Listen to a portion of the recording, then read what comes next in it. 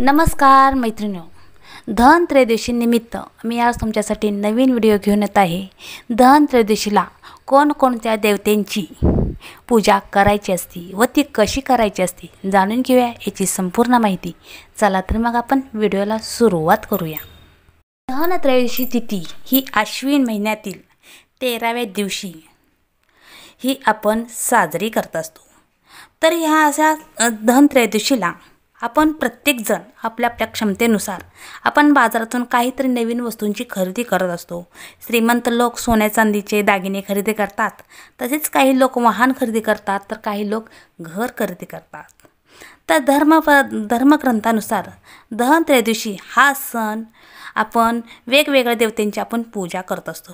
तर या धनत्रयोदशीला आपण पहिल्यांदा हे बघूया की आपण कोणकोणत्या देवतांची पूजा करायची आहे, नंतर हे पाहूया की आपण ती पूजा कशी करायची आहे। तर पहिल्यांदा आपण हे पाहूया की कोणकोणत्या देवतांची पूजा करायची आहे। तर या दिवशी आपण धनाची देवी लक्ष्मी मातांची आपण पूजा करायची आहे। तसेच आपण धनाची देवता कुबेर यांचीही आपण त्या दिवशी आपण पूजा करायची आहे। तसेच प्राचीन काळापासून चालत आलेली म्हणजे ज्याप्रमाणे गणपती बाप्पा सिद्धिबुद्धीचा स्वामी आहे, त्यामुळे आपण गणपती बाप्पांची या दिवशी आपण पूजा करायची आहे।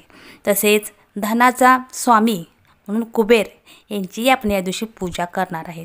तसेच भगवान शंकरासोबत देखील आपण त्यांची पूजा करायची आहे।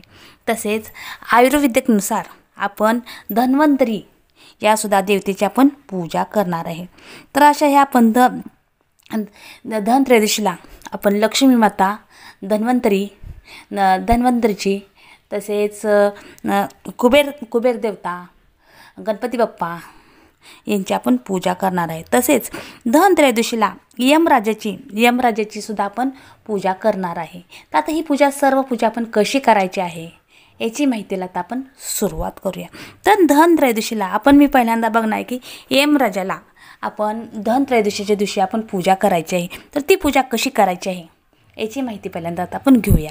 तर यमराजाकडून अकाली मृत्यू होऊ नये म्हणून आपण धनत्रयोदशीच्या दिवशी दक्षिण दिशेला एक दिवा घ्यायचा आहे। त्या दिवेत आपण तूप किंवा तिळाचं तेल याचा दिवा लावायचा आहे। हा दिवा आपण दक्षिण दिशेला तोंड करून हा दिवा लावायचा आहे। ही दिवा लावल्याने यमराज आपल्यावर प्रसन्न होतात आणि आपल्या त्या घरातील कोणत्याही सदस्याचा अकाली मृत्यू होत नाही। त्यामुळे आपण दक्षिण दिशेला आपण हा दिवा लावायचा आहे। तर या दिव्यात तुम्ही तुपाच्या किंवा तिळाच्या तेलाचा समावेश करू शकता।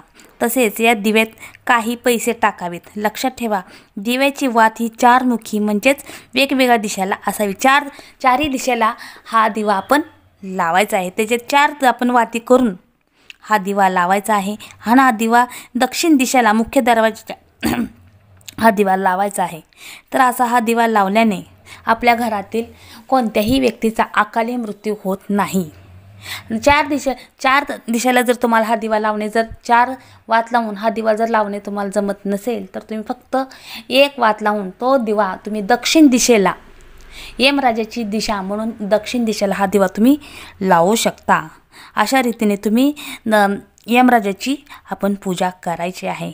तर आता दुसरा आहे, तर धनत्रयोदशीला आपण त्या दिवशी आपण कुबेराची पूजा करायची आहे। तर ही पूजा कशी करायची आहे ते पहिल्यांदा आपण बघूया। तर धनत्रयोदशीच्या दिवशी तुम्हाला सांगितलेल्या वेळेनुसार तुम्ही प्रदोष काळात हे आपण धनत्रयोदशीला आपण कुबेराची पूजा करायची आहे। ते धनाची देवता म्हणजे कुबेर देवता ही पूजा आपण करायची आहे। तर या पूजेसाठी सर्वप्रथम आपण 13 दिवे लावायचे आहे आणि 13 दिवे लावून आपण कुबेराचं ध्यान करायचं आहे। तर त्यावेळेस तुम्ही यकाक्षय कुबेराय वैष्णव धनप्राप्ती धन समृद्धाय मे देही स्वाहा असं म्हणून तुम्ही कुबेराचीही आपण पूजा करू शकतो। तसेच या दिवशी तुम्ही कुबेराचं ध्यान करायच्या वेळेस हा सुद्धा मंत्र तुम्ही म्हणू शकता। ओम श्री ओम ओम श्री श्री श्री श्री ही क्ली श्री क्ली वित्तेश्वराय नमः हा कुबेराचा मंत्र आहे। हा मंत्र तुम्ही त्यावेळेस म्हटलात तरी चालेल। तर अशा प्रकारे तुम्ही कुबेराचं ध्यान करायचं आहे। तर असं ह्या ध्यानानंतर तुम्ही 7 प्रकारचे धान्य म्हणजे गहू, उडीद, मूग, हरभरा, जव, तांदूळ आणि मसूर देवी लक्ष्मी आणि कुबेर यांना तुम्ही अर्पण करायचे आहे। तर त्यावेळेस आपण लक्ष्मीची सुद्धा आपण पूजा करणार आहे। कुबेरा देवताबरोबर आपण त्या दिवशी लक्ष्मीचीही पूजा आपण करायची आहे। मला सांगितलेले 7 धान्य, हे धान्य आपण कुबेर देवता आणि लक्ष्मी माता यांना आपण अर्पण करायचे आहे। आणि ह्या दोन्ही मूर्तींना किंवा फोटोला आपण फूल, अक्षता, उदबत्तीने आपण ओवाळायचं आहे। आणि त्यांच्या पूजेनंतर आपण त्यांना प्रसाद म्हणून पांढऱ्या रंगाची मिठाई त्यांना देणे हे अतिशय शुभ आहे। तर या दिवशी आपण लक्ष्मी देवी आणि कुबेर देवता या दोन्ही देवतांची आपण पूजा करायची आहे। तसेच आपण या दिवशी आपण धन्वंतरी म्हणजे निरोगी आरोग्य ठेवणारे देवता म्हणजेच धन्वंतरीची पूजा ही आपण त्या दिवशी करायची आहे। तर ही देवता ह्याची पूजा कशी करायची याची माहिती पहिल्यांदा पाहूया। तर आयुर्वेदाचे जनक भगवान धन्वंतरी यांची पूजा आपण धनत्रयोदशीच्या दिवशी आपण करायची आहे। तर या दिवशी सकाळी धन्वंतरीची पूजा करण्यापूर्वी विष्णू सहस्त्रनामाचे आपण पठण किंवा श्रवण केल्यास आपल्याला आरोग्य लाभ होतो आणि त्याची पूजा केल्याने आपल्या भक्तांना उत्तम आरोग्य मिळत असते। त्यामुळे आपण आयुष्यभर निरोगी राहत असतो। त्यामुळे धनत्रयोदशीच्या दिवशी आपण धन्वंतरीची पूजा करायची आहे। तुमच्याकडे तर त्याची जर मूर्ती असेल तर तुम्ही त्यावेळेस अवश्य पूजा करा। तर त्यावेळेस त्यांना तुम्ही काय तुमच्याकडे बुक्का अष्टगंधाचे काय असेल ते वाहने आणि अक्षता फूल वाहून आपण त्यांना नमस्कार करायचा आहे। तर अशा रीतीने धन्वंतरीची पूजा ही आपण करायची आहे। तर अशा ह्या आपण धनत्रयोदशीला आपण लक्ष्मी माता, गणपती बाप्पा तसेच त्रयोदशीच्या दिवशी आपण कुबेर देवता, लक्ष्मी माता, धन्वंतरी हे आपण ह्यांची पूजा करायची आहे। त्याच्याबरोबरच आपण गणपती बाप्पांचीही आपण पूजा केली तरी उत्तम आहे। तर अशा रीतीने आपण ह्या सर्व देवतांची सांगितलेल्या पद्धतीने आपण पूजा करायची आहे। तसेच या दिवशी विशेष म्हणजे आपण या दिवशी आपण झाडू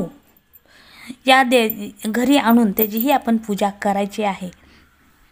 जमत असेल तर सोने चांदी याची खरेदी करणे ते सुद्धा शुभ मानलेलं आहे।